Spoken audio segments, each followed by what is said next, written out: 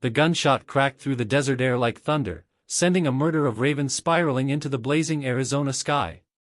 Thomas "Bull" McKenna jerked his Winchester rifle back to his shoulder, the acrid smell of gunpowder mixing with the metallic scent of fresh blood that now stained the red sand beneath his boots.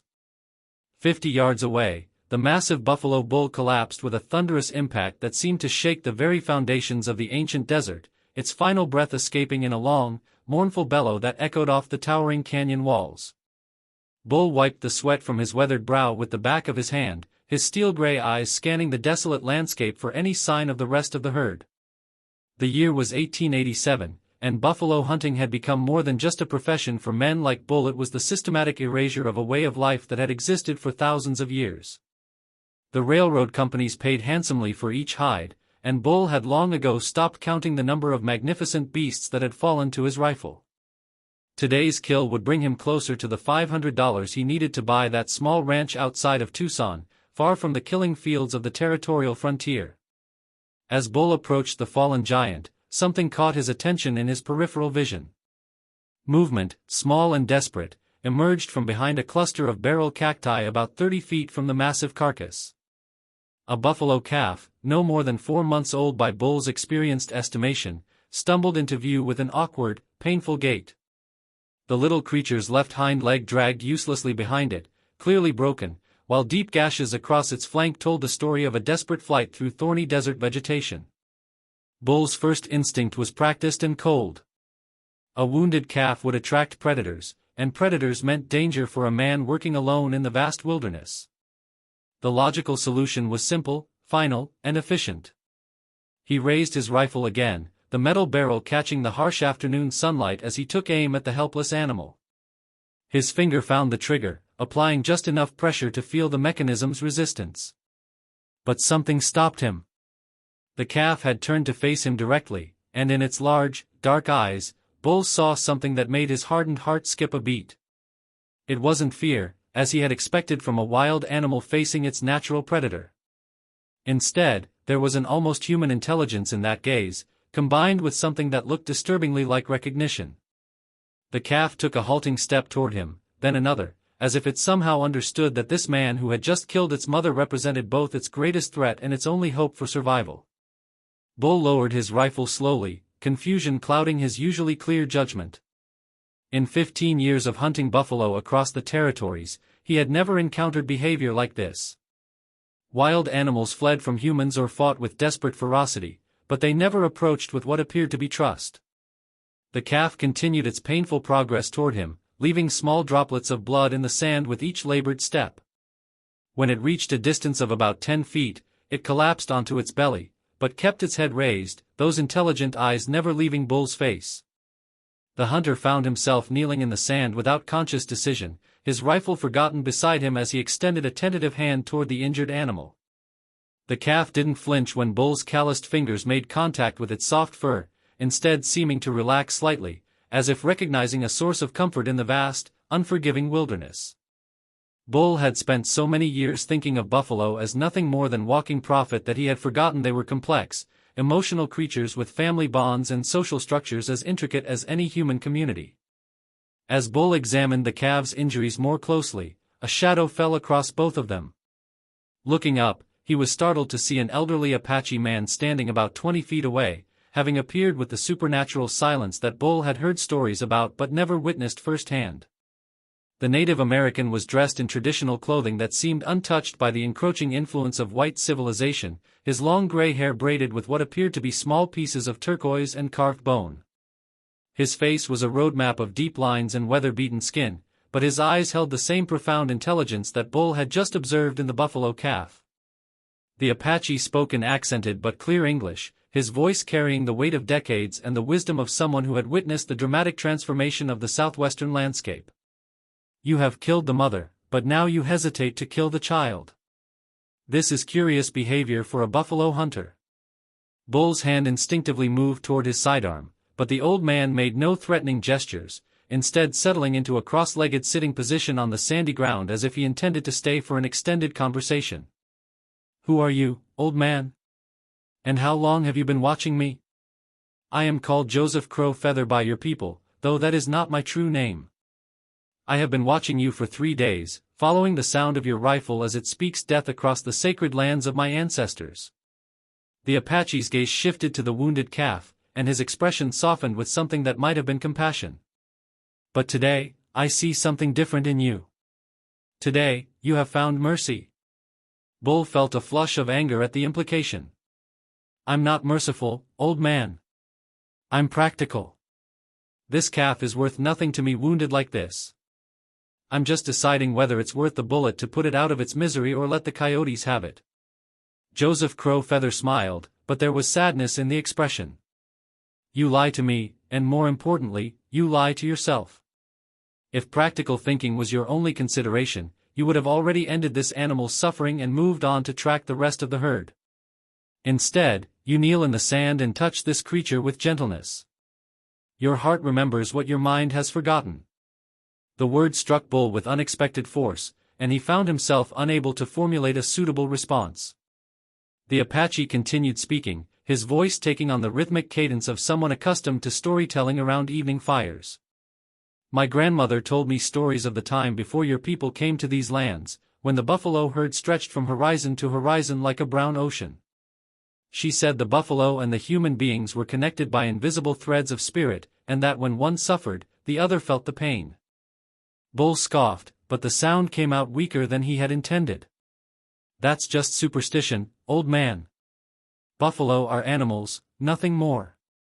They don't have spirits or connections or any of that mystical nonsense." "Perhaps," Joseph agreed, but his tone suggested he believed otherwise. "But tell me, Thomas McKenna, why does this particular calf make you feel something you have not felt in many years?" The use of his real name sent a chill down Bull's spine. He had been careful to use only his nickname in the territories, and very few people knew his true identity. "How do you know my name?" "I know many things about you, Thomas McKenna. I know you were born in a small town in Missouri to parents who died of fever when you were 12 years old. I know you fought in the war between the states and saw things that still visit your dreams. I know you came west to forget the past and build a new life, but instead you found only more death and loneliness." Joseph's eyes seemed to look straight through Bull's weathered exterior to something vulnerable hidden deep inside. "And I know that you have been running from the memory of your younger brother, who looked at you with trust and love until the moment he died in your arms on a battlefield in Virginia." Bull jumped to his feet, his hand now fully grasping his revolver. "You don't know anything about me, you crazy old fool. How could you possibly know about?" His voice trailed off as the implications of Joseph's knowledge sank in. There was no way a random Apache could know such intimate details about his personal history unless there was something supernatural at work. The wounded calf chose that moment to emit a soft, plaintive cry that sounded disturbingly similar to the way Bull's brother had called his name during those final, terrible moments on the battlefield 23 years earlier. Bull looked down at the small animal and felt his world tilt on its axis as suppressed memories came flooding back with devastating clarity. "The spirits of this land speak to those who know how to listen," Joseph said softly. "And they have been trying to speak to you for a very long time, Thomas McKenna. This wounded calf is not a coincidence. It is a message, a chance for redemption that the universe rarely offers twice." Bull's mind reeled as he tried to process what was happening. The logical part of his brain insisted that this was all elaborate trickery, perhaps some kind of confidence game designed to separate him from his money or his weapons. But another part of him, a part that had been buried under years of violence and cynicism, recognized the truth in the old Apache's words. There was something profound happening here in the desert, something that transcended his understanding of how the world was supposed to work. The calf struggled to its feet again, taking another painful step toward Bull despite its obvious suffering. This time, when Bull looked into its eyes, he saw not just intelligence and trust, but something that looked remarkably like forgiveness. And in that moment, Thomas "Bull" McKenna, buffalo hunter and killer of dreams, made a decision that would change the course of his life forever. Bull holstered his revolver with trembling hands and dropped to his knees beside the wounded calf, his weathered fingers moving with surprising gentleness as he examined the extent of its injuries. The break in the hind leg was clean but severe, and without proper treatment, the animal would certainly die a slow, agonizing death in the merciless desert. Joseph Crow Feather watched silently from his seated position, his ancient eyes reflecting a mixture of approval and anticipation, as if he had been waiting years for this precise moment to unfold. "I don't understand what's happening to me," Bull whispered, more to himself than to the Apache elder. "I've killed hundreds of these animals without a second thought, but this one." His voice trailed off as the calf nuzzled against his palm with surprising affection, its warm breath creating small puffs of moisture in the dry air. "It's like it knows me, like we've met before." Joseph rose to his feet with fluid grace that belied his apparent age and approached the unlikely pair. "In my people's beliefs, spirits sometimes return to this world in different forms to complete unfinished business or to teach important lessons to those who have lost their way. This calf carries the spirit of someone you once loved, someone whose death you have carried like a stone in your heart for many years." Bull's hand stilled on the calf's soft fur as memories of his younger brother Samuel flooded his consciousness with painful clarity. Samuel had been just 16 when he enlisted, lying about his age to join the same regiment as his older brother. The boy had looked up to Bull with absolute devotion, following him into battle with the blind trust that only family can inspire. When Confederate shrapnel tore through Samuel's chest during the Battle of Chancellorsville, he had reached for Bull with blood-covered hands, his dying words a confused plea for his brother to make the pain stop. "Samuel always trusted me to protect him," Bull said, his voice barely audible above the desert wind. "Even when I couldn't. Even when I failed him completely."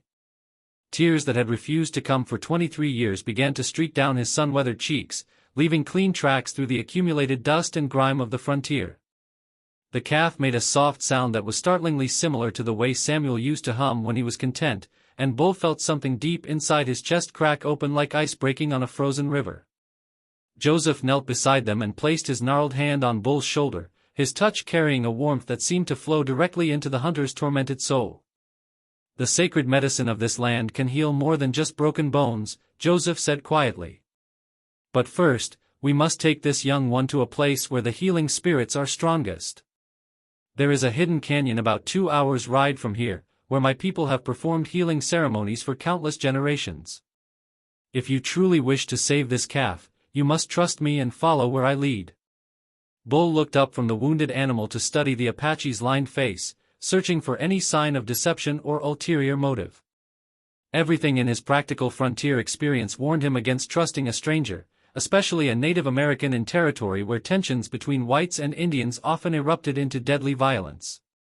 But something in Joseph's eyes reminded him of his own grandfather, a gentle man who had possessed an almost supernatural ability to calm frightened animals and heal their injuries with patience and mysterious knowledge passed down through generations of Missouri farmers. "Why would you help me?" Bull asked. "I'm a buffalo hunter. I've probably killed animals that your people considered sacred. For all you know, I might have killed members of your tribe." Joseph smiled sadly and shook his head. "You have killed many creatures, this is true, but you have never raised your weapon against my people. I know this because I know your heart, Thomas McKenna. You are a man who kills for money and survival, not for hatred or sport. And now the spirits have given you a chance to create life instead of taking it. This is a gift that comes rarely to men like us." Without waiting for a response, Joseph began gathering materials from the surrounding desert to construct a makeshift stretcher. He selected 2 sturdy branches from a dead mesquite tree and wove them together with strips of leather that he produced from a small pouch at his waist, his movements efficient and practiced. Bull watched in fascination as the old man's weathered hands worked with the skill of someone who had spent decades crafting tools and implements from whatever the harsh desert environment provided. "Help me lift the calf onto this carrier," Joseph instructed. "We must move carefully to avoid causing additional injury, but we cannot delay much longer. The healing ceremony must begin before the sun reaches its highest point, or the opportunity will be lost until the next full moon." As they gently maneuvered the wounded animal onto the improvised stretcher, Bull became aware of subtle changes in their surroundings that he couldn't quite explain. The desert wind, which had been blowing steadily from the east all morning, suddenly shifted to come from multiple directions at once, creating patterns in the sand that resembled ancient symbols. The ravens that had been scattered by his earlier gunshot began to return, but instead of their usual raucous cawing, they perched silently on nearby cacti and rock formations, watching the proceedings with an intensity that made Bull's skin crawl with unease. Most disturbing of all was the behavior of his own horse. Ranger had been his faithful companion for over 8 years, remaining calm and steady through gunfights, stampedes, and encounters with dangerous wildlife. But now the animal was showing signs of extreme agitation, pawing at the ground and rolling his eyes in a way that suggested he could sense something threatening approaching from beyond the visible horizon.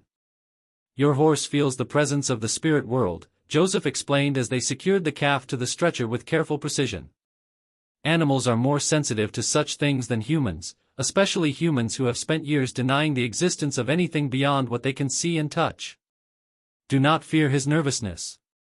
It means the healing has already begun." Bull tied the stretcher to his saddle horn while Joseph mounted his own horse, a paint mare that had appeared from seemingly nowhere while they worked. The Apache's mount was decorated with traditional symbols painted in red and white ochre, and small bundles of sage and sweetgrass hung from its bridle like mystical ornaments. As they began their journey toward the hidden canyon, Bull found himself constantly looking back to check on the wounded calf, amazed by how quickly his emotional attachment to the small creature had developed. The terrain grew increasingly rugged as they traveled deeper into the desert, following paths that were invisible to Bull's trained eye but seemed perfectly clear to his mysterious guide. Joseph led them through narrow passages between towering rock formations that provided blessed relief from the brutal afternoon sun, their horses' hooves echoing off the stone walls like drumbeats in a vast cathedral. Strange birds that Bull had never seen before watched their passage from high perches, their brilliant blue and green feathers catching the filtered light that penetrated the canyon depths. After what felt like an eternity of careful navigation through the increasingly twisted landscape, they emerged into a circular canyon that took Bull's breath away with its unexpected beauty. The walls rose nearly 200 feet on all sides, creating a natural amphitheater that was completely hidden from the outside world. A spring of clear water bubbled from the rock face at the far end of the canyon, feeding a small pool surrounded by lush vegetation that seemed impossible in the midst of the harsh desert environment. But it was the paintings that covered every available surface of the canyon walls that truly astonished Bull. Thousands of ancient petroglyphs depicted scenes of hunting, ceremony, and daily life, their red and yellow pigments as vivid as if they had been painted yesterday rather than centuries ago. Among the human figures and geometric patterns, Bull could clearly identify images of buffalo in various poses, some showing the great beasts in peaceful grazing scenes while others portrayed dramatic hunt sequences with warriors on horseback wielding spears and bows. "This is Whispering Canyon," Joseph said as he dismounted and began preparing a place for the wounded calf near the sacred spring. "My people have brought injured animals here for healing for more generations than anyone can remember. The water that flows from this spring is said to carry the concentrated power of all the spirits who have ever walked these lands. If your young buffalo friend is meant to survive, this is where the miracle will happen." As they carefully transferred the calf from the makeshift stretcher to a bed of soft grass beside the spring, Bull noticed that the animal's condition seemed to have improved during their journey. Its breathing was less labored, and the bleeding from its various wounds had slowed significantly. More remarkably, the calf showed no signs of the fear and agitation that would normally be expected from a wild animal in the presence of humans. Joseph began gathering specific plants from around the canyon, selecting leaves and roots with the practiced eye of someone who had spent decades learning the medicinal properties of desert flora. He explained each choice to Bull as he worked, sharing knowledge that had been passed down through generations of Apache healers and medicine men. "This is desert sage, which cleanses negative energy and prepares the spirit for healing. The root of this jojoba plant reduces inflammation and promotes the healing of bone tissue. And these berries from the prickly pear cactus provide strength and nutrition for animals who have lost too much blood." Joseph crushed the various ingredients between 2 smooth stones, creating a paste that gave off a pleasant, earthy aroma.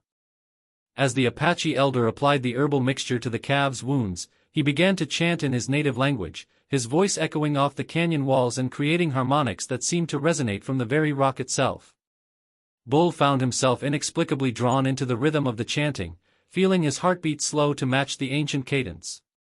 The stress and tension that had been his constant companions for decades began to drain away, replaced by a profound sense of peace that he had not experienced since childhood. The calf's response to the healing ceremony was immediate and remarkable. Its eyes, which had been clouded with pain and exhaustion, began to clear and brighten. The swelling in its injured leg visibly decreased, and it began to move with less obvious discomfort. Most amazingly of all, it began to make soft, contented sounds that reminded Bull so strongly of his brother Samuel's humming that he felt fresh tears threatening to spill from his eyes. "The healing is working," Joseph observed with satisfaction. "But there is more to be done before this young one can be truly whole again. The physical wounds are only part of the damage that needs repair. There are spiritual injuries as well, connections that were severed when its mother died, bonds that must be reformed if it is to survive and thrive in the world." Bull looked up from watching the calf's remarkable recovery to meet Joseph's penetrating gaze. "What do you mean? What kind of connections?" "In the buffalo world, as in the human world, family bonds are sacred and essential for survival. This calf has lost not just its mother, but its entire herd, its place in the natural order of things. Without a new family to provide protection and guidance, it will eventually die even if its physical wounds heal completely. The question is, Thomas McKenna, are you prepared to become the family this young one needs?" The implications of Joseph's words hit Bull like a physical blow. The old Apache was suggesting that he, a professional buffalo killer, should adopt and raise a buffalo calf as if it were his own child. The idea was so absurd, so completely contrary to everything he had built his adult life around, that his first impulse was to laugh out loud. But as he looked down at the small animal that was now nuzzling trustingly against his leg, Bull realized that somewhere during this strange day, his heart had already made the decision that his mind was still struggling to accept. This calf represented everything he had lost when Samuel died, all the love and protection and brotherhood that he had buried beneath years of violence and cynicism. Saving it wouldn't bring his brother back, but it might finally allow him to forgive himself for failing to save the person who had mattered most in his life. "If I do this," Bull said slowly, "if I try to raise this calf, what happens to my life as I've known it? I can't exactly continue hunting buffalo with a pet buffalo following me around. And I don't know anything about caring for a young animal, especially one this unusual." Joseph smiled and nodded approvingly. "These are wise concerns, and they show that you are beginning to think like a father rather than a killer. The path ahead will not be easy, but I will help you learn what you need to know. And perhaps, in time, you will discover that there are better ways to make a living from the land than by taking life from it." As if responding to the conversation about its future, the calf struggled to its feet and took several tentative steps toward the sacred spring. Its movement was still awkward due to the injured leg, but the improvement from just a few hours earlier was nothing short of miraculous. It lowered its head to drink from the crystal-clear water, and Bull could swear he saw the last of its physical pain dissolve away as the sacred liquid touched its lips. The sun was beginning to set behind the canyon walls, painting the ancient petroglyphs in shades of gold and crimson that made them seem to move and dance in the changing light. Joseph began gathering his healing materials and preparing to leave, but Bull found himself reluctant to abandon this magical place where everything in his life had suddenly changed direction. "There's something else you need to know," Joseph said as he packed his medicines into leather pouches. "Something about why this particular calf survived when all the others in the herd were scattered or killed. It carries a very old spirit, one that has been waiting for the right moment to return to this world and fulfill an important purpose. By choosing to save it, you have become part of that purpose, Thomas McKenna. Your life will never be the same." Bull looked down at the calf, which had settled comfortably beside him and was regarding him with those impossibly intelligent eyes. In their depths, he could swear he saw a flicker of something that looked exactly like Samuel's mischievous grin, the expression his brother had always worn when he was about to reveal a wonderful secret. And in that moment, Bull McKenna knew with absolute certainty that his days as a buffalo hunter were over, and his true life was just beginning.